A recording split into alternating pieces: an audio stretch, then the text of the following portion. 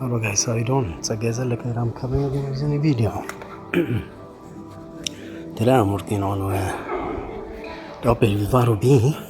It's the 2017 model, and the car got a bit problem with the AC system, that we have to refill. We want to refill, because down there got a bit problem.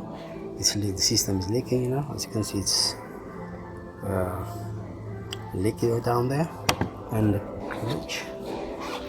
compressor, the climate compressor, and the magnetic clutch is not working properly. See, that's why I'm ordering a new one here, right here. It's interchangeable, both. It's working for the 123 for YF new system, and on the other one, you see, it's a new one, the bad one. It's leaky, as you can see.